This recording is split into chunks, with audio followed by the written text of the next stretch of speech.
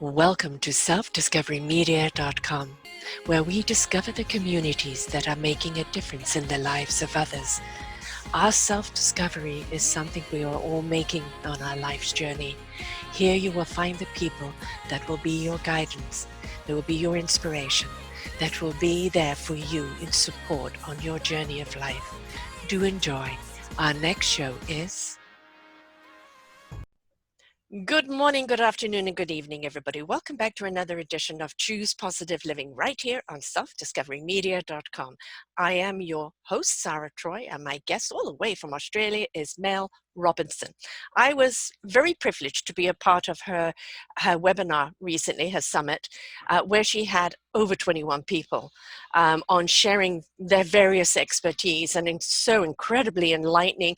And you're still going to be able to go back and listen to it for like catch up and do 72 hours of catching up on all these wonderful people. And even if you can't listen to all of them, most certainly pick some and listen to them, because the wisdom they're imparting on you is just, it's their life journey. It's their life skills, knowledge, and wisdom, and you will benefit from it. But we're going to benefit from the magic happening today here with Mel. It's making space for the magic to happen. How do we make space? How do we declutter our lives? How do we once and for all kind of leave that space where life can happen to us instead of us dictating it because we demand this and demand that? So from decluttering your physical, mental, and emotional life, we can make space for the magic to happen and experience happiness, abundance in every area of our lives. I think at the present moment, just the word abundance in any aspect of our life is something that we're all looking for, because whether we like it or not, life is in transition for every one of us at the present moment. And it's a really good time to kind of look at our lives and what still serves us and what doesn't. So it's a really good time to declutter, isn't it, Mel? Absolutely. Absolutely. Decluttering, though, we've become hoarders by nature, because what if I need it? You know, and whether it is an emotion that we are still holding on to, or whether it's things we're still holding on to, sometimes it's memories, and yes, you want to keep them close, but we hold on as human beings. We like to hold on to things, don't we? And we don't realize that it causes us to sink. Yes, absolutely. Absolutely. Sarah, first, I just want to say it's an honor and a pleasure to be here with you. Thank you for inviting me. I do wish I lived in Australia, though. I'm actually in Palm Desert, California. Oh, That's pretty much just as far away from the US yes, exactly, as Australia, exactly. but I would absolutely love to live in Australia, for I've sure. been doing so many shows in Australia lately. I think it's just kind of in my mind. Well, it's funny that I get a lot of people from Australia reaching out to me, so maybe I'm that's where supposed to be there someday. Yeah, exactly. Maybe something's telling you something, right? Absolutely. Time to go down under, for sure. You would love the lifestyle, because I know you're very much an active person. Every day you post of how many miles you've done today in cycling, and you're incredibly physical and active out there, and a person that really is a mover and a shaker. Like, that is your persona, isn't it? Keep moving. Absolutely.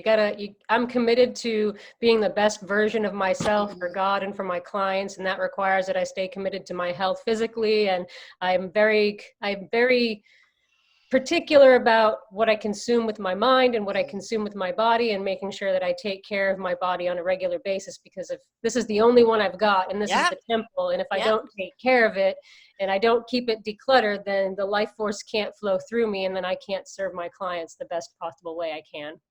And the thing is, what people don't realize is the better you serve you, the better you serve everyone around you, right? We don't want to serve our dysfunction. And, we've all at some point had that dysfunction, and we realize it's not working for us. So how can I give the best of me to someone else if I'm in this dysfunction? Absolutely. We all, as light workers and healers and energy workers, have the tendency to give to others without giving to ourselves. And we don't realize that we're a bank account. And if we keep making these withdrawals and giving without making any deposits, we go into the red. Yes. And then we wind up becoming depleted. We get sick. We get depressed. We have no motivation. We wonder why we can't do anything. We can't get ourselves to make changes in our lives because we've completely depleted ourselves. And I've been in that place. I was in a place not many years ago. It was 2012, where I had completely was just giving to others, totally disconnected from source. I wasn't taking care of myself in any way, and got to a place at 34 years old where I didn't want to be here anymore. I was ready to take my own life again. I hadn't been suicidal since my childhood, but I was ready to take my own life again in my adulthood. And my decision in the moment was, I'm either going to end my life right now and be done with this life and come back and start all over again, or I'm going to do whatever it takes to experience happiness and abundance in every area of my life, because I know that's my birthright. And so in that moment, I made the decision that I had to put my happiness first. And that was a huge shift, making my happiness my number one priority and not the other people in my life. But by making that one decision and being committed to that, and starting to take action by making time for myself every day, making those regular deposits, my life changed drastically in just a few months, because I was working at a job I was completely unhappy at. I knew that I wanted to be out on my own, doing my own thing. And within 6 months, I was able to take the first step and start working as an independent contractor for a couple people as their personal assistant, basically. And law of attraction is amazing. As you keep doing these amazing things and keep putting it out there, within 2 weeks of starting that job, they basically said, you know what, we don't really need you right now. This isn't working out. And because I had a contract for a year, they paid me the balance of my contract for only working for them for 2 weeks. So I got a $50,000 check in the mail. Which was a wonderful catalyst to moving forward. Right? And that was where I took the next 6 months off and got the idea for my business and created Decluttering Spaces from that period. So it was all from making the decision to put my happiness first that led to me creating my business. I've got a show up this week too, called Failure or Redirection. And, a lot of people think, oh, it's failure, I can never do it again, and it's the end of it all. And I always look at failure as this: if you're not willing to get back up, if you're willing just to throw in the towel and call it quits, I call that failure. Exactly. But otherwise, I call it a lesson learned, and it's a redirection. All right, you were here to learn. Did that work? Well, okay, that didn't work. What could have worked better? How can you apply it to the new direction? Right? And so when we're willing to feed that, water those seeds and feed that possibility and be open and willing to allow, that this is where you want to be, and you don't have to dictate what it is, just how you want to feel. You want to be in service, you want to be productive, but you want to be abundant in yourself so you can give more. And if you allow that verbiage to go out, your frequency to rise, you'll be guided on the right path. Not every one of us is going to get a $50,000 check, though, in order to do it. That was a lottery. No luck there. I'm divinely guided and absolutely blessed. But, what I want to say about failure is that, we always have these mentors that we look up to and, oh, they're so successful. The only difference between them and us is that they've failed more times than we've even tried. Exactly. The point is, than we've even tried. And failure is a stigma. It's something that we look at and go, oh, you're a failure. Well, did they get back up and try again? Would we even have the light bulb of Einstein hadn't done it that 1,000th time? Exactly. And how many other innovations are we using today where somebody failed until they got it right? And the whole point is this: until we get it right. Absolutely. You only fail if you don't get back up. Right. And, as far as the decluttering is concerned, you can't do it with a mind that's still in self-judgment, self-persecution, in self-doubt, in listening to everybody else who said you can't. If we carry that weight around with us, how can we get up? Because it feels like an elephant is on each shoulder.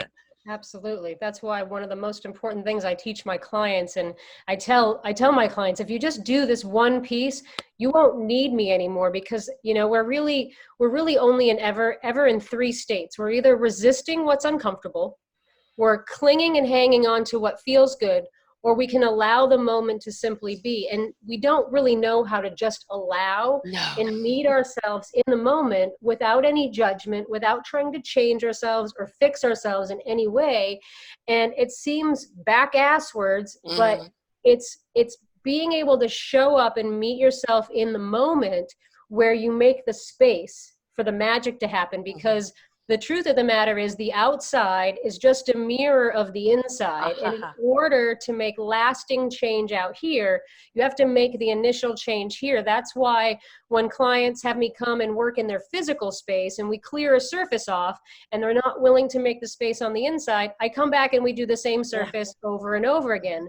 Those clients that are willing to take this piece and start, it's a process I call allowing the now. And so doing this process is where they get the most results the fastest. Yeah. And, you know, we're in this great, big, huge global redirection. As a humanity, we're looking at the fact and going, we've abused the planet. We've abused each other. We've lived in fear. We've lived in violence. We've lived in entitlement, or we've lived in poverty. And what we have to look at now is resetting. Everything needs to be reset. We need to reset the program. We need to rewrite the program. And everybody's pointing fingers about, well, it's government, or it's this, it's organizations. Excuse me, while you're pointing one, there's three pointing back at you. You are the change we all seek. Because when you change and you bring that beautiful essence of service and giving and sharing, then you become part of the solution to the world. We've got to realize we are also part of the problem. We have to be willing to look at our own judgment, our own racism, all of our own stuff. We have to, as Gandhi says, be the change we wish to see, because the only change we can make in the world is ourselves. And by making the change in ourselves, we raise our vibration, and then we make it easier for the rest of humanity to step up their vibration and make the change, so that we can all raise collectively to that higher level, to raising our vibration and being able to eventually ascend as humanity. Yeah. Inspiration begets invitation. So when you become inspirational to other people, it's inviting them to step up. And I've got a new word. It's called Actionism is the new activism. Because activism is about talking. You know, talking, change, talking, Where's the action? Let's step into actionism, because right now, you know, the universe has shaken us up to wake us up, to step up and change it up. We're in that step up right now. We're a little shaken, but we're invited to step up. And that step up means we need to take action. And that means we need to start with us. And I think one of the beautiful words that is never used enough, or used in the wrong way, is simple, simplifying. Yeah. If we simplify our lives and really only have what around us we really need, that really brings us pleasure, do we need all these other things we've been told that we need to make us happy? No. We'll look around and go, no, I don't need all of this. There's nothing outside of us that can actually make us happy. It has to come from the inside to be lasting. And that comes from having a connection to the source that created you, whatever you want to call it, and being in the flow of that divine abundance. It doesn't come from any other way. When we reject the life force that runs through us, you can't be happy. It's not possible. And you're always seeking outside of yourself, oh, this fancy car, or this clothes, or this, you know, cosmetic surgery procedure, or this or that is going to make me happy. And none of it lasts. The only true lasting happiness is when you're connected to the source that created you. You know, when we look at some people, you know, the image of the perfect body, perfect makeup, and then we find out they've had this plastic surgery, that liposuction, you know, they never eat and enjoy their food because they're so scared of putting on an ounce. And then we look at somebody else like Oprah Winfrey, who is a bigger woman, and she is beautiful in herself. She is beautiful in the way she presents herself, because she was willing to take the journey. She went through the whole thing about the weight being the answer. And now it is, I am what I am. And curves and all, this is my abundance. And so the imaging of what we think we should be, or what other people will accept us as, has to change as well. Yeah, most definitely. I couldn't agree with you more. Not so easy because we still live very much on this judgment of others. What will people think of me? You know, that still runs in our brain because we've been brought up to live for other people and not for ourselves. Yeah, one of my favorite sayings is it's none of my business what other people think of me. Mm-hmm. Mm-hmm. Yeah, I like Popeye saying, I am what I am. You know, and I say, you know, I'm not everybody's cup of tea, but I'm somebody's strong cup of black coffee.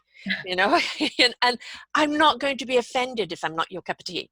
I'm not going to be offended because we are, if we're constantly looking to be liked by everyone, then we're going to be let down considerably. We're not designed to be loved or liked by everyone. That is not the measurement of your worth. No, and it just goes when we want to be liked by others, that just says that we don't like ourselves, because when Mm-hmm. we truly like and love and accept ourselves, it doesn't matter what anybody else thinks. You can stand in your truth and not be affected. You get hate mail from someone and you celebrate it, you know what I mean? Versus getting upset and letting it take you out. It's Yeah. when you're solid in who you are and you love who you are and you accept yourself exactly as you are, and that only comes from giving yourself permission to allow yourself to be exactly as you are, then everybody else's opinion of you doesn't matter. Right. And I think that also goes for when people do you wrong. People are under the assumption that when you're in this space, you know, in the space of self-love, loving who you are, what you do, and you're in this vibration, that nothing bad is ever going to happen to you. It just means when things do happen to you, and they will happen to you maybe out of jealousy, you know, maybe out of competition, it's going to happen. But what it does, it doesn't affect you in the same way. And also you've got the skills and tools of how to do it. And the first thing is take the deep breath. Take the deep breath. You know, don't take it personally. Right? Yeah, I mean, life happens for us, not to us. And a Right. great example of that is when COVID hit, my truck actually got broken into and all my credit cards were stolen. Oh. Actually, I use a paper calendar still. I don't use a digital calendar. And my calendar was there. My calendar got stolen. And of course, there's the feeling of being violated and all the Yes. emotions that come up that I Which you're had. allowed to have. We don't expect you to not have them, right? So I allowed the process to happen, but Yeah. it wasn't like, oh my God, how could this happen to me? Yeah. It's just, it's life. Shit Mm. happens. Like, people Yes. are gonna do stupid shit. People are Yeah. gonna be the way they are, but I can use it to up level myself, or I Mm. can use it to bring myself down. That's my choice. And Yeah. I trust in the process, and I trust that everything is always for my highest and best. And so from that perspective is how I always see it. You know, I'm very much about accountability, that we need to be accountable for our actions, responsible, you know, but you know, we cannot be accountable for the actions against us unless we've incited them, right? Then Right. that's a different case Now, if altogether. we push someone into a corner and start pushing Yeah. all their Yeah. buttons and then they bite us, then, Yeah. we have Yeah. something to do with that. Yeah, and, you know, and if you're a president that's constantly pushing president buttons, you're going to see some pushback, most certainly. And you can, you know, it's not about la la la la la. I don't see you, I don't hurt you. You can stand up for yourself. You can push back. It's the way you do it, though, is without the violence, without the hate. It is the accountability. Take responsibility for your own actions. They're not mine. Do not impose them upon me. Yeah, absolutely. Self-responsibility is the most important. Mm-hmm. Well, until we're willing to take self-responsibility, how can we address what's in our way? You know, you may think that, oh, it's really important for me to have this address and this car and this, that. And then you start taking responsibility for your happiness and realize how much are you working every week extra to be able to afford that? And how much time do you spend on joy and life and experiencing life? You can't, because you're too busy working, sustaining the image. So Mm-hmm. it's balance, isn't it? It's like you can still have a wonderful home and a great car and time to enjoy it if you stop worrying about what the image is, which again, it's still not back to your presentation of yourself, because that's how people are going to receive you, right? So it's always stepping up in ownership of who you are and how you want to present yourself, but not in order to please them. You know, are my expectations, you know, have I met your expectations? Do I meet your approval? You know, I don't need your approval. Uh-huh. You either like or you don't like. That's it. Right. I don't give a shit what you think. Yes, exactly. I think, the decluttering, I know I'm a chaos person. I actually work in clutter, and it's every time I try and organize something, it goes back to clutter because I'm a Haglas, disruptor. Everything I do in life is about disrupting, dismantling, so things can go back together. So my life is that. It's always kind of in a chaos. But I'm also the air sign, so I'm always in wind, always in movement. And I realize I can't fight against what I am. Right. I'm out there to kind of blow some wind along of change to people, which means it's going to disrupt their lives and they're going to feel chaos until they find stability. But people have to be willing to have that instability before they can get the stabilization.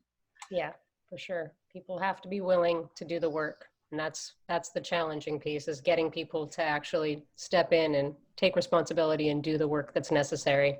And not the excuses. Yes. What's the best excuse you've ever heard? Oh boy, I don't have the time, or it's too overwhelming. Mm-hmm. I don't know where to start. Mm-hmm. But that's what you're there for, right? You're there to help them start. But what's so funny is most people don't realize once we start working, like one of the top things I hear is, I didn't realize I had so much. Yeah. I didn't realize that was there. Yeah. And I mean, we're getting through it. It's like, wow, I had no idea I had so much. Mm-hmm. Because we get like the blinders on, you get tunnel vision, and you don't, you think, I actually worked with a client who was like, it was, every surface was covered. You couldn't walk on the floor. The sofa was covered. And it was like, oh, over in that corner of the sofa is the current stuff. And when I got over there, I mean, we're talking like from the 90s. It's not current, but that's the current pile.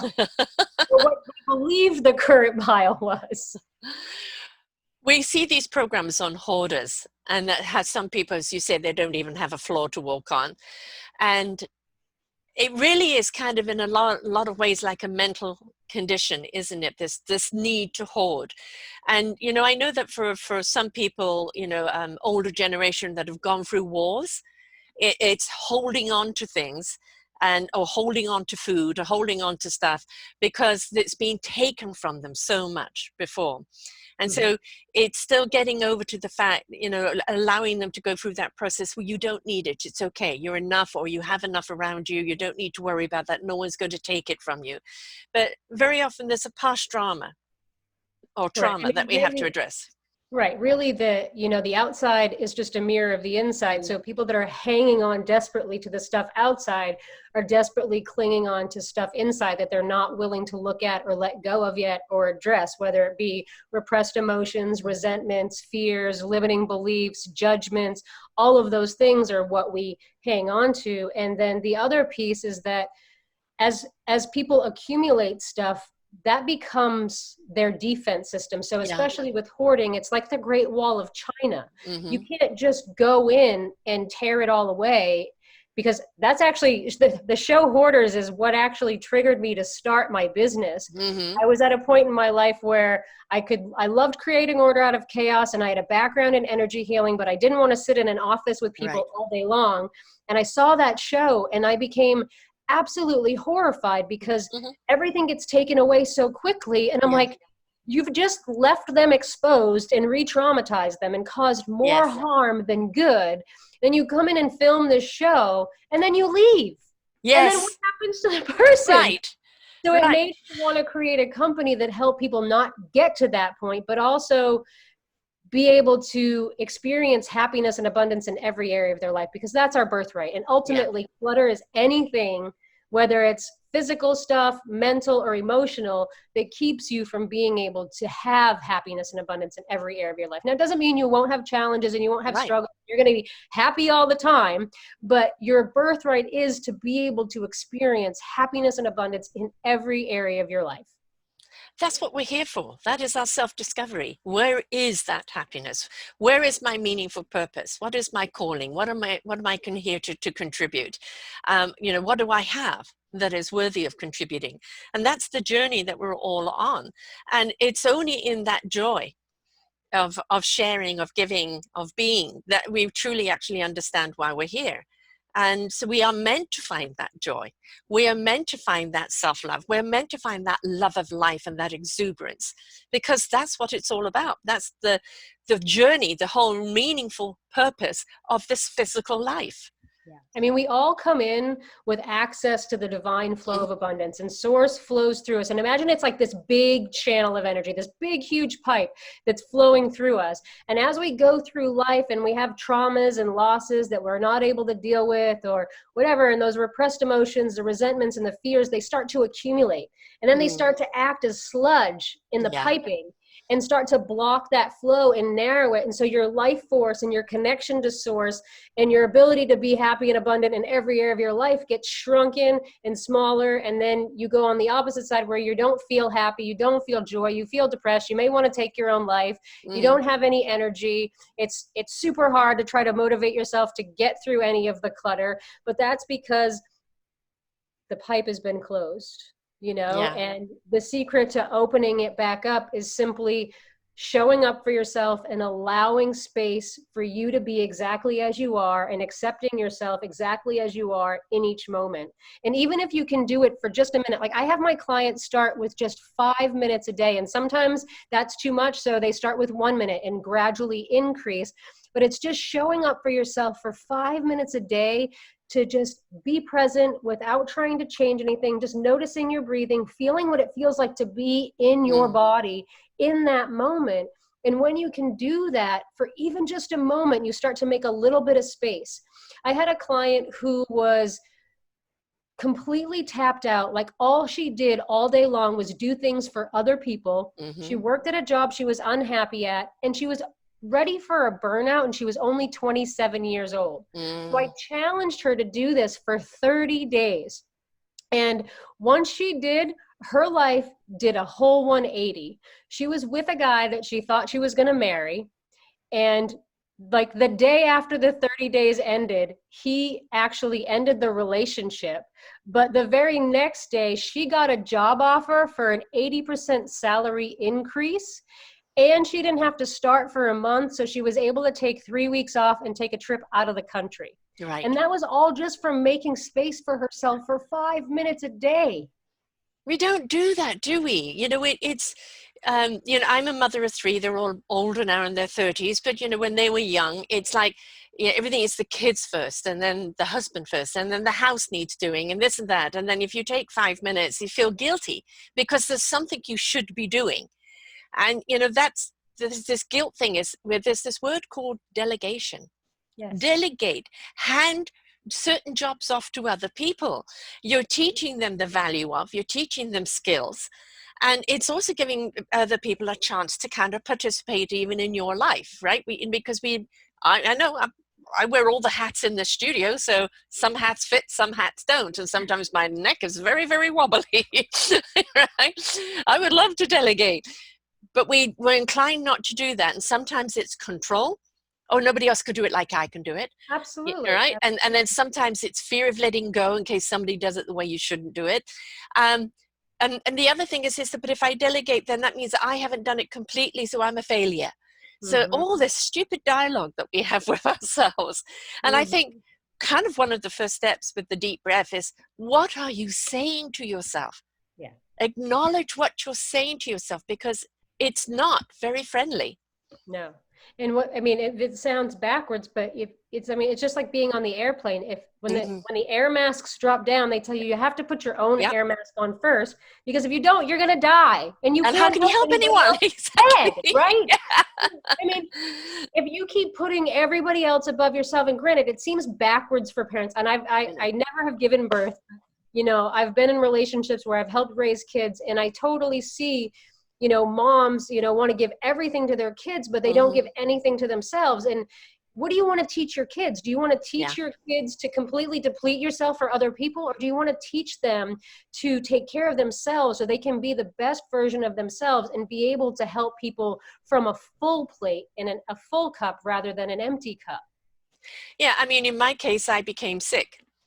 And then my kids knew that it was, the overdoing it, and also stress, also being in a marriage that I was not happy in. And the lesson it gave them was, I don't want to do what she's doing. right? So they're all very physical and active, and they try and keep their lives as stress-free as possible, right? And they delegate.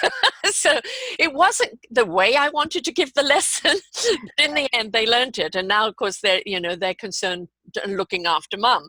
But I wish that I had placed more importance on myself earlier, instead of getting to the point of burnout and becoming sick. Because although they got that lesson, it's not the kind of lesson in the way I wanted to teach it. But Right. also, we didn't really have that permission then. Right? Yeah, and whatever way, it comes back. I mean, I think we're in an era at the present moment where we can reach out to people and tell them, you are worth it. You should place importance upon yourself. You don't need permission from anyone. It's imperative that you look after yourself. It's not the dialogue we used to have over ourselves, but it is the dialogue that needs to be out there now. Yeah. If you don't put yourself first, no one else is going to. Oh, no. Guaranteed that. I can vouch for that. They're just going to pile you on with more stuff because they think you can handle it. Absolutely. Right? I mean, I went from being totally depleted, not taking care of myself, not having any time in the day, to the first 2 hours of my day are sacred. Like, they're my time. I don't have meetings. I don't do anything else but have my time for my connection to spirit, my allowing the now process, my reading, and doing what I want to do to feed my soul and to fill my cup up before I go about my day. Yeah. So it went from nothing over years to 2 hours. Yes. And then that's just my morning. Then I still either go for my bike ride or go for a hike or do something else for myself, and, in the process get massages here and there and all that good stuff. So it's more than 2 hours a day. I feel like I make more deposits for myself now than I do giving out. But there again, we're going to this thing called the clock, the human thing. And it's like, you have got to work so many hours a day to be worthy. Yeah. Right? But no, it's about smart. I can do maybe just one show in the day. It's a 4-hour production, an hour doing the show. And maybe it's only one show that I'm doing today. That's all right. It's not about the length of time. It's about what we put into it. And I think this whole thing about, 40 hours a week I have to put into something. No. If you learn to work smarter and you learn to go with the flow and you learn to place more time upon yourself, you realize there were so many things that you were doing that are unnecessary, that are just causing more stress or taking up just time for time's sake, and that instead, being in your space, being in your now, channeling that wonderful knowledge, you will go and do A, B, and C in a matter of minutes, and it's all done. Mm-hmm. And what people don't realize is that, we hear, I don't have enough time. I don't have enough time. I don't have enough time. But once you make the choice to make the time, more time opens up. But you have to make the time, and then that space starts to open up. It's like, oh, I have way more time now. But you came from a place of not having enough time, not having enough time, because you weren't making it a priority. But once you start to make the time, then you get more and more time. I mean, no time to 2 hours. And more. I still get a ton accomplished in the day, and I'm involved I serve on 2 boards, and I volunteer all throughout my community and all those kind of things. So I have the time to do the volunteering as well as run my business, provide service to my clients, and do all the things to take care of myself. And still have tons of time left in the day. And the thing is, it's a full life, but it's not an exhausting life. No. People wish they had my energy. I'm one of them. Definitely. I wasn't gifted with that. My 87-year-old that I live with has more energy than I do. She's also stronger than I am.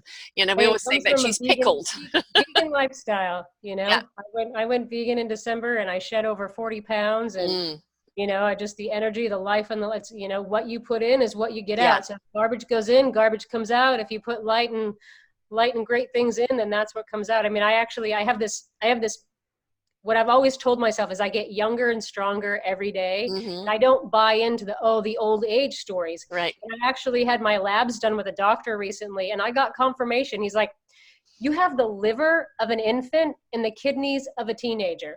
And I'm like, I love you. Yes. I now have the labs to back it. I'm about almost a 90% vegan.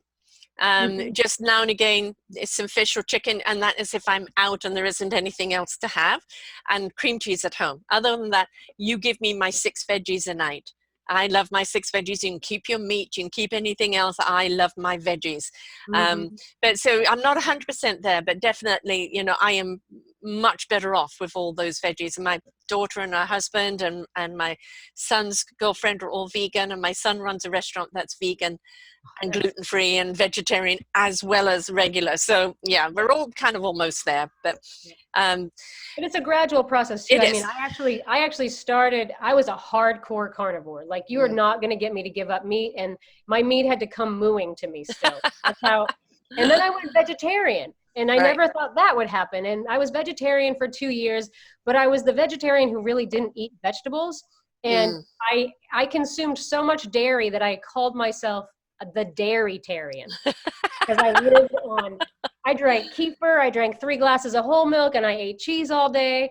And so I kept hearing from these plant-based people, get off dairy, get off dairy. And I'm like, that's like, the thought of giving up dairy is like worse than crack cocaine, okay? Like, I'm not giving up dairy. But the messages kept coming in and coming in. I'm like, okay, I'm going to give it a try. I'm going to try for 30 days and see. And I was just going to give up dairy. I wasn't going to get off eggs. I was just going to give up milk and cheese and butter and yogurt and all that stuff. And within a few days, I just decided to go completely vegan. And the results have been absolutely astonishing for me. The energy level I have, the way that I feel, I love my body. Like, I feel like my body is better than it was in my 20s. Yeah. I absolutely love being in my body today. Yeah. I haven't got there yet, but hopefully one day, hopefully. I think also it's part of the consciousness as well.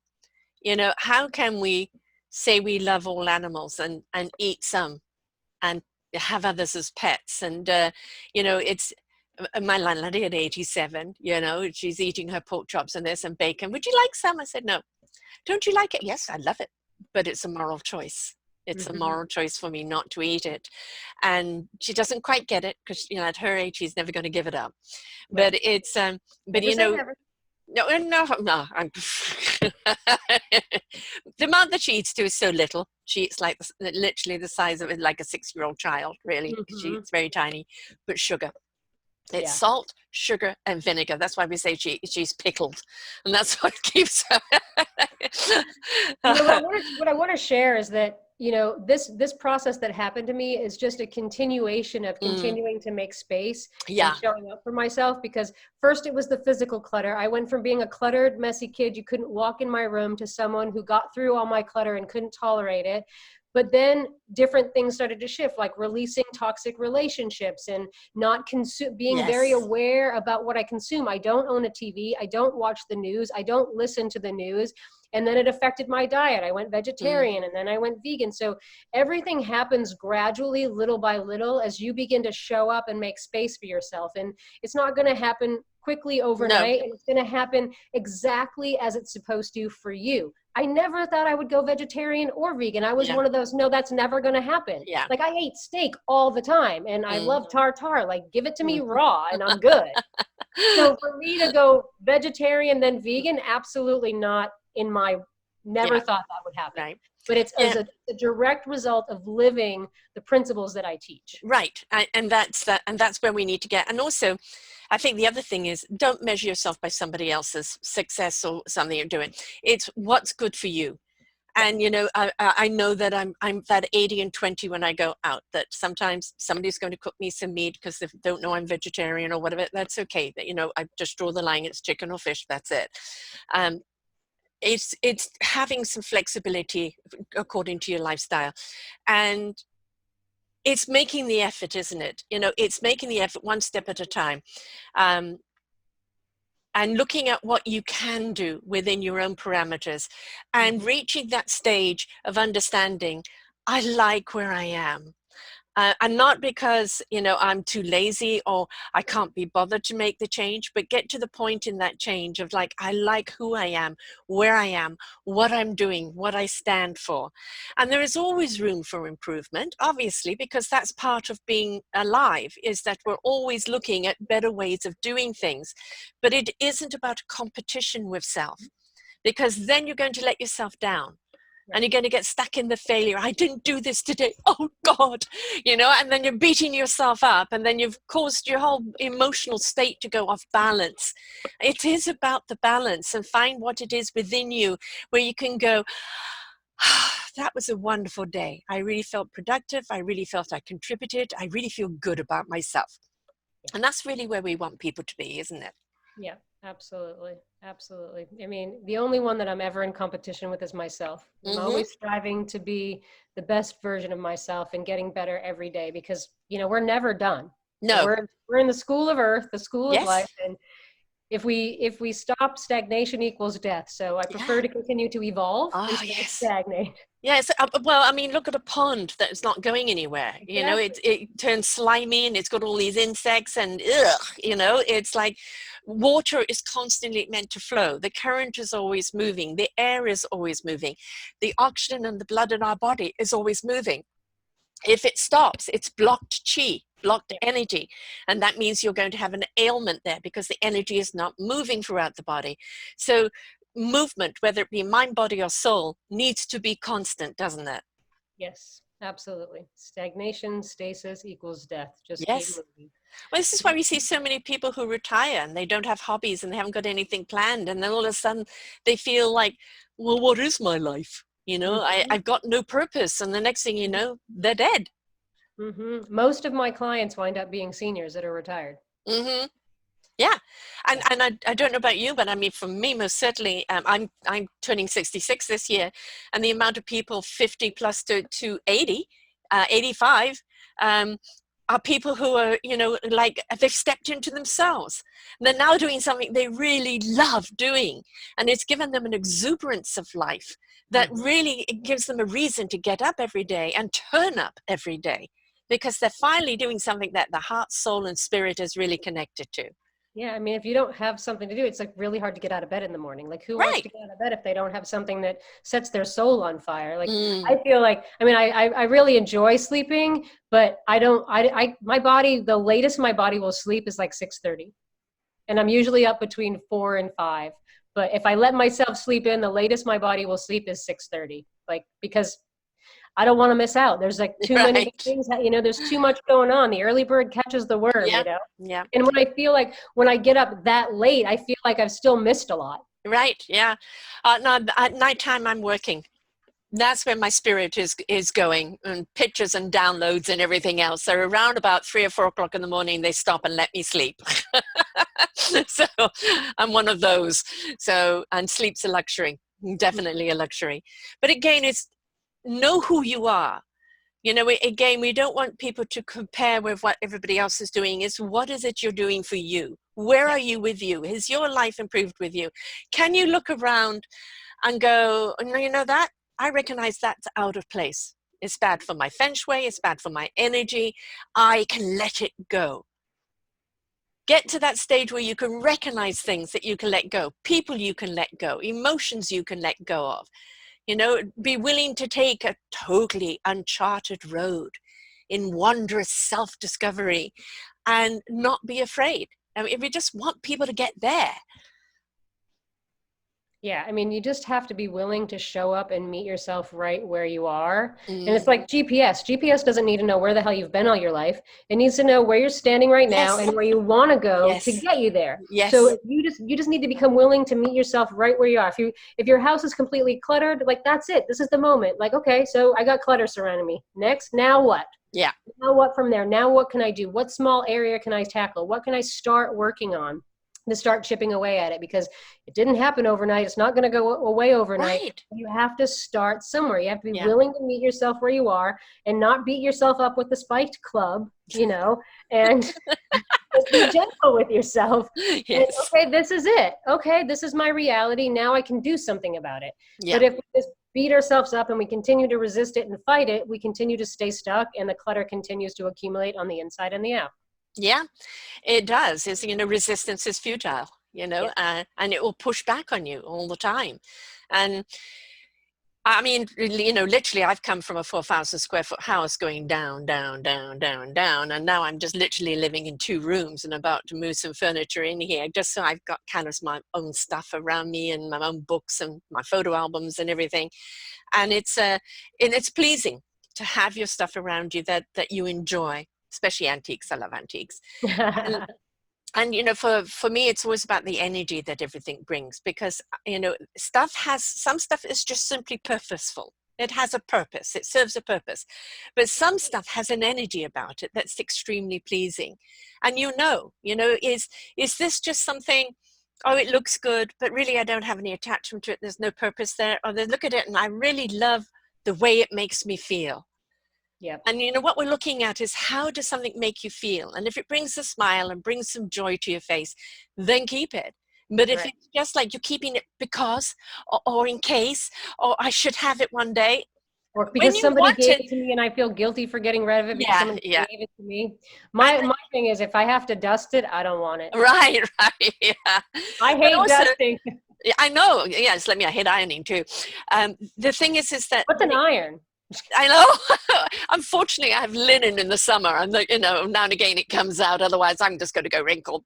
But the thing is guaranteed, when you need something, you won't be able to find it amongst that clutter anyway. You'll go out and buy it again, and one day when you're clearing up, you realize you have 7 of them already. Oh yes, yes, yes, yes. I think the hardest thing though is people. It's a synchronistic thing, isn't it? Start decluttering your surroundings while you're decluttering your mind. It's not like just one over the other. Is that in sync together, you start finding the ease with it, the flow with it, and it gets easier and easier. It's like, it's okay to let go. It's okay. I can let go of it. It's not just like you're taking things away, like you said in hoarders. They're taking it away. This is what I'm allowing you to have. And they've literally gone from a full wardrobe to naked. You know, and we don't want to do that with people, because we don't want them to feel lack. We want them to feel abundant with less. Yeah, I mean, the secret really comes from, and I learned this accidentally. Like I found this out on my own because I was actually a really cluttered, messy kid, but I also experienced a lot of trauma, emotional abuse, sexual abuse. And then I lost my brother to suicide when I was 15 years old. And not only did I lose him to suicide, but I was the one who discovered his body in his house. And then his suicide note left everything he owned to me. After his body was removed, I had to go back into that house and go through everything and decide what I wanted to keep and what everybody else could have. And I pretty much my life spiraled into a black hole. I planned on killing myself. I didn't want to be here anymore. I got kicked out of high school for being a danger to myself and others. And I went to live in a residential treatment center for a year and a half of my life. I lived away from my family in this intensive treatment environment. And when I lived there, I was introduced to yoga and mindfulness. And in a nutshell, it taught me how to come home and be present for all that inner clutter, those resentments, the repressed emotions, the fears, the limiting beliefs. And clutter wasn't on my radar. Like, I didn't care that my room was a mess. Like, I didn't even want to be here, and nobody expected me to make it to my 18th birthday alive. But what started to happen was, as I started this practice of, you know, bringing my awareness to my life and showing up for myself and making the space, something happened inside where I actually had to start looking at this stuff. I wasn't like, oh, I got to get organized. I just naturally and spontaneously started to look at things until I got to a point where I can't tolerate clutter anymore. And I loved creating order out of chaos. And so the other thing I want to say about this is that one of the things I always hear is like, I don't have an organizing gene, or I'm not organized. Well, the same energy that created order out of the Big Bang runs through you. Yes. And when you can make the space for that energy to flow through you, you then have the ability to organize and create order in your environment and let things go. But it starts from the inside out. If you want lasting change, it starts from the inside out. It sounds backwards. Everybody's like, oh, help me with my office, help me with my pantry. That's great and all, but if you don't do this piece, you're just going to go right back to it. You're going to go, it's just same pattern. Yeah. And, you know, as hard it is, and all the people I've interviewed through the years, they've all had, you know, the tap on the shoulder and the nudge to move one way. And if they've ignored it, they've all had the cosmic 2x4. Yes. And that has been their redirection and been a hard lesson, but they were willing, forcibly or not forcibly, to go through the process and then to discover who they are on the other side. They look at their journey and go, that's what that was for. Mm-hmm. Right. And so sometimes we're put in situations that feel more traumatic than the event that started it. But when you step out of it, you look at it and go, look what I gained from that. Yeah. So don't get stuck in the trauma. You know, emotions are an indication of where you're at right now. Acknowledge it, address it, do something about it, but don't become emotional about it. Right. Emotions equal energy and motion, and they need to stay in motion. Yes. You don't want to hang on to them. No. But I love that you brought up the cosmic 2x4, because one of the experts that I interviewed on my series, Christine Parrish, she actually talks about the universe talks to us in 3 ways. We either get the feather across the cheek, the slap across the face, or the 2x4 across the head. Yes. And she shares her story of how it took the 2x4 to get her to make changes. Yeah. And she was suffering with anxiety and depression, and her hair was falling out, and how she got to the place where now it just takes the feather across the face. Exactly. Exactly. I've had a few 2x4s. Uh-huh. You know, slow learner.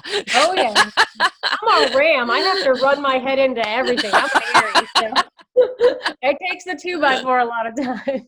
I'm a stupid Libra, and I've got to weigh it up. Well, what was that 2x4? Whack! Do you get it now? You know? No, what was that? I still didn't get it. Yeah, yes. Feels like the Three Stooges. Boing, boing. You know. But you know, we get quicker to learn as we go through life, and when we go, okay, all right, no, I only need the feather. You can keep the 2x4. Yeah, and the more we get in tuned with ourselves, right? The more we get in tuned with ourselves, and really, whatever that source or divine energy is, I call it the knowingness. You know, knowing what you need to know when you need to know it, and it is your truth. You don't need to validate it or justify it. It is. And you are so sure of it. Everything about you, your core, your heart, your spirit, your soul, your mind is in sync with it.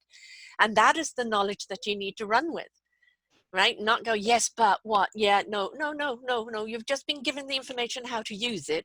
Apply it. Yes. Apply it, right? Yes. The human condition is always the question, yes, but why? Just do it and it will reveal why. Why do we need to know the why beforehand? Yeah. There's a lot of freedom in getting to that place where you don't need to know why anymore. And you just know that it's always for your highest and best. I call it following the breadcrumbs of spirit, you know? It's just trusting, and then the breadcrumbs show up and you keep following, and it just leads along this magical path. Like, I always knew that I was going to someday have my own business and help people in some way. But it was this windy road of following these breadcrumbs that, you know, started with energy healing, thought I was going to be a yoga teacher, then I'm a martial arts instructor, then I thought I wanted to be a chiropractor, a therapist, I was like, going to go to school for this or that, and I wound up being a declutter expert. Right. Which is fundamentally using all of those things in a different way. And I think that's the thing, is we don't really move away from our core, things that are even evident as a child.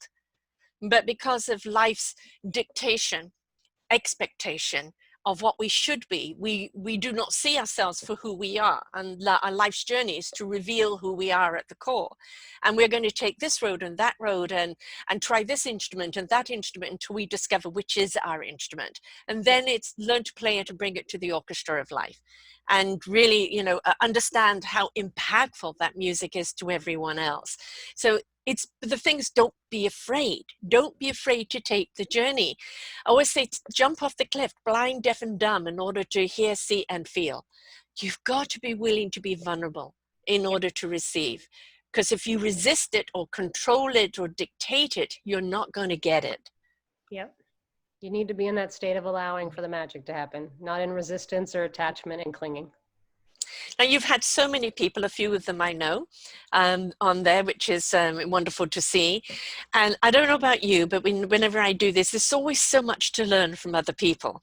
Yeah. And it's exciting because they're not speaking from a manual or from a degree. They're speaking from experience, life experience. Mm-hmm. And they're where they are today because they were willing to immerse themselves into that life experience and become. Yeah. And it is really illuminating, isn't it? Yeah, and what I love about this series is that I'm really diving in with every single expert, getting them to share a very specific time in their life where they were really stuck and disconnected and out of the flow of abundance, and how they turn that around, because so many of us go through that in our lives. There's so many people right now, especially with COVID, that are left to themselves in the house and they feel stuck. They don't know what to do. They don't know what they want to do with themselves. They just feel out of the flow of abundance. They're totally disconnected, and they get to see and hear over 25, I have 29 experts, I believe is what it wound up becoming, that are sharing their experience. So you're bound to resonate. Oh yeah. And we resonate best from people who we relate to. Yeah. And you can hear all 29, and there'll be an ingredient here and an ingredient there and a whole smidgen and spice here and there, and you put it together and you've got a good dish in front of you. That's right. But there is the willingness to listen. Don't listen with intent to reply. Listen with intent to learn. Just absorb. It's not every single thing they did that you're going to go and now do. It's not paint by colors. There's something that they say there that goes, oh, wow, that hit me. That resonated with me. Yeah. Oh, I like that idea. I want to try it myself. And that is what it's about. All of the answers are out there with the people that have gone before. Yeah. So why aren't you listening to them? And trying out this ingredient and that ingredient on yourself and see what works. Stop looking for the destination and realize it's about the journey. Yeah. Get down into second gear and potter along. It's not about the speed. Yeah. And the great thing is that no teacher can teach us anything new. No. They can only help us to remember what we've always known. Yes, the knowingness, it's all there, right? And all we are guiders, reflectors and guiders. We're not here to walk it for you. We're not here to do it for you, but we are here along your journey to either just cheer you along or give you a device that you need or feed you or just support you. But it's still your journey. Yeah. It's your journey, and you've got to be willing to walk it. Yes, you must take the steps. So people can still listen to the series, because I know you're over halfway through now. Yeah, so we're midway through the series, so you can jump in at any time, and don't worry if you've missed any episodes, because there's going to be a 72-hour replay starting August 11th. It'll run for 3 days, so you can catch up on any interviews you missed. And the great thing about this series is the interviews are super short and to the point, where they're not, every episode isn't an hour. The average interview is about 20-25 minutes long, and we just dive right in. Yeah. And you're gonna hear a story of how each person was stuck and disconnected and got back into the flow. Then they're also going to share their personal practices for staying connected to source on a daily basis. And then they're going to share an actionable tool or tip that you can put in place immediately to start getting results in your life. So jam-packed with information in a short amount of time. You really don't want to miss it. You're just get onto the series, listen to the rest of the interviews, and then catch up on the ones that you've missed. Right. And it's called Dare to Thrive. How to let go, get unstuck, reconnect to source, and experience, of course, happiness and abundance in every area of your life. Right. And I've got the link here, Dare to Thrive/Sarah, S-A-R-A. DareToThrive.net/Sarah. Don't forget the .net. Right. .net/Sarah. Right. And, just click on and join in, because why do we do these things? We do it because we know that when you're willing to listen, you will gain something. We're not doing it just because, we want to toot our own horn. This is a lot of work, isn't it? So it's not just, We've been on this for 3 months. This is a 3-month culmination. Exactly. So it's not just kind of like, oh, I want a moment of fame and glory. No, there's work in this, gathering all the people, and then the commitment from the people to come on and do it. And then, of course, the whole production line of getting it out there. Why do we do it? We do it because we know people have answers for you. We know people have ideas for you. We know people, just even the inspiration of who they are can be an inspiration and an invitation to you. Yeah. So this is the reason why we do it, but all we can do is put it out there. If you're not willing to listen, we can't help. Exactly.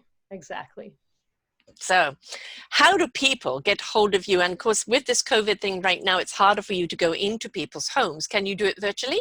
Yeah, I do it virtually. I've always helped virtually, so you can be anywhere in the world. I also, people work with me either in having me help with the physical clutter because that's just what they're ready for. Mm-hmm. But you get the most profound results when you actually coach with me. So you can be anywhere in the world for that, and it's just via the phone. So you can reach me on my website www.decluttering.spaces.com. There's a little pop-up on the bottom that says "Contact Me." You can just shoot me an email through that, or you can email me at info@decluttering.spaces.com, and that comes directly to me.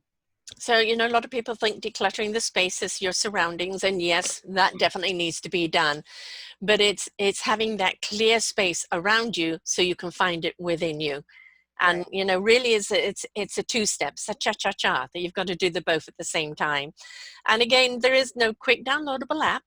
There's no quick answer. There's no pill you can pop. You have to be willing to participate in your own life and take the journey. Yeah. And some people's journeys have been over years. Some people's journeys were a quick transition. It's what you apply to yourself. But do not think that once you've done it, that's it. I can rest now. I've changed. No, You're you're never done. you're never done. But the thing, it's not a chore. You become so comfortable with yourself. It just becomes a wonderment.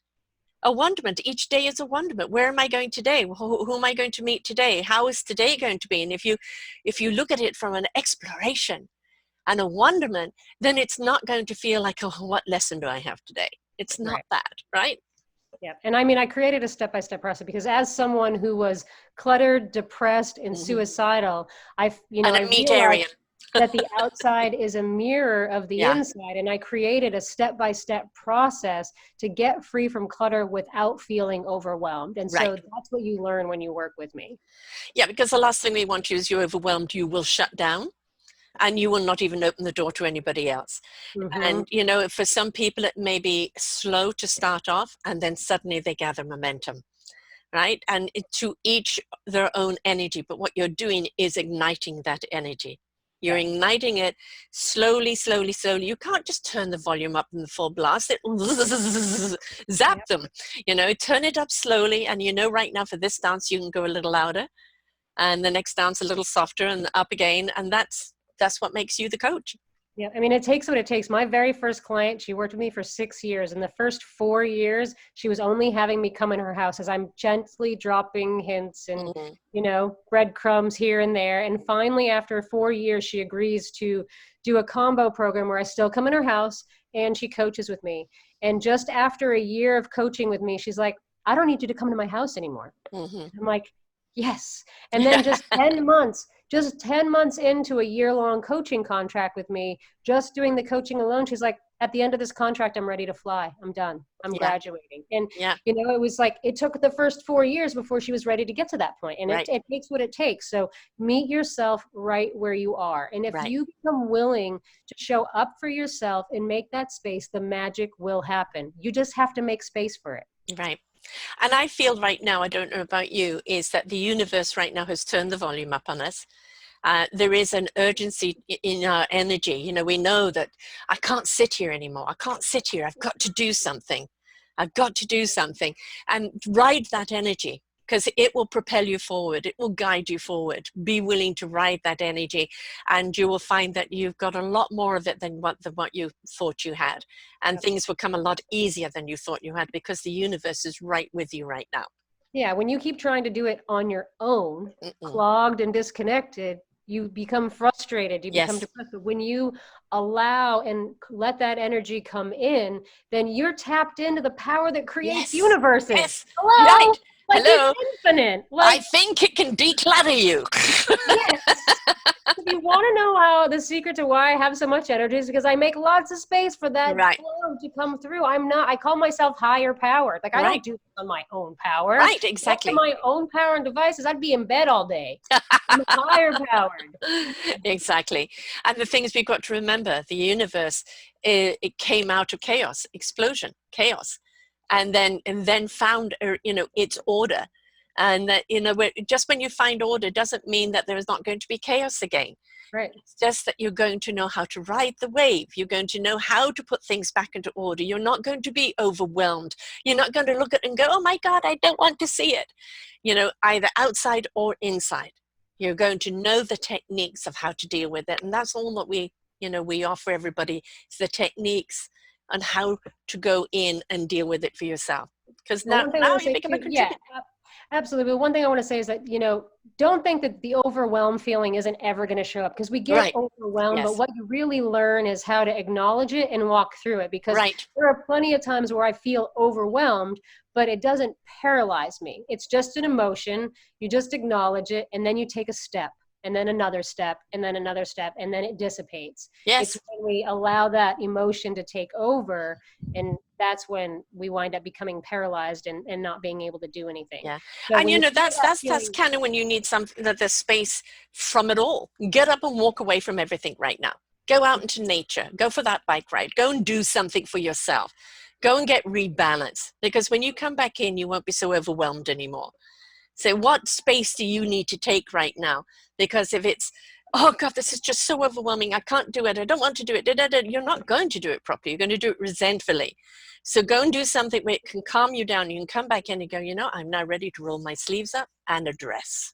Right. And when you feel overwhelmed, just start in baby steps. Like I always tell my clients when they start to just work on 1 square foot of space at a time. Don't take the whole closet out. Don't take the whole pantry out. Just 1 little square foot, and do the step-by-step process that I teach you on that 1 square foot. And then that helps you feel confident and build momentum. And then you're like, oh, okay, I can do this. Now the next square foot. And then by the time you're done, you've got a whole shelf, and then a couple shelves, and then your whole closet's done. But it starts in baby steps. It doesn't care. I don't care how big the space is. With all my clients, we just start small. And so when you feel overwhelmed, just make it into baby steps. You want to make it attainable. So just 1 square foot at a time, start with that, and then you'll start building on that success. It reminds me of boarding school when I was 10, and the teacher say, right, we're going for a walk to the moors, and the moors were way over there, and it felt like so far away. But the teacher would say, see that tree over there? Let's go and look at it. Oh, I like that rock over there. Let's go over there. Oh, look at this over here. The next thing you know, we've done the whole walk, and it didn't feel overburdened because we took 1 step at a time, paid attention to something, and was wondrously looking over at something else instead of going, oh, I've got to do all of that. So 1 step at a time, right? Absolutely. All right. So please, folks, click on the link to go and listen to all of these shows. Catch them while they're still there. You will not regret it. And it's DeClutteringSpaces.com. And she has a YouTube called Desert Living. Is that it? No, there's a video on there. My YouTube channel is Mel Declutter Expert and Decluttering Spaces. If you just Google that, that's my YouTube channel. Excellent. And of course, the Dare to Thrive, you know, series. Definitely go there, daretothrive.net/Sarah, and your name and email address in, and then you'll be registered, and you'll get an email every day with the rest of the interviews. And then once the replay goes, you'll get the email that has all the interviews on one email that you'll be able to access for the next 72 hours. Yeah, exactly. And you can pick and choose who you want if you can't listen to all of them. But, you know, it's go for that nice long walk, download it, and listen while you're out there and be inspired, right? That's what it's about. Be willing to be inspired. Somebody has always got an answer for you. You've just got to be willing and open to listen to it. Thank you so much, Mel. Thank you so much for having me, Sarah. It's been a pleasure. It's been great. And for doing this series as well and inviting me on. I'm very honored to be a part of it. And I know you've got some really cool people there that I've interviewed myself in the past, and I know what an asset they are to you. And it's just wonderful to see other people doing this and sharing, you know, sharing the wisdom, because the more we share the wisdom, you're sharing the orchestra. Everybody's instrument out there you've put together as an orchestra, and you're playing that music, and it's just going to have people get up and dance, which is all what it's about. It's all about sharing. It's all about giving. Yeah, it feels good, doesn't it? Absolutely. So declutter your life, folks. Declutter your life inside and out, 1 step at a time. You don't have to do it alone. She'll help you guide through it so it becomes completely natural that you now can do it with your eyes closed, inside and out. And at this beautiful time period in life of isolation, it is a time to review, renew, redirect. And if you're wondering how to do that, then perfect timing for Mel to help you on that journey. So thanks a lot, Mel. Thanks, Sarah. Until next time, folks, remember, your life is in your hands, but we're here to help you. Bye for now. We hope you enjoyed the show. We look forward to bringing you more shows. please go to selfdiscoverymedia.com/shows and you will see the incredible lineup of genres and shows that we have for you. We are here to make a difference in your life. Thank you for listening.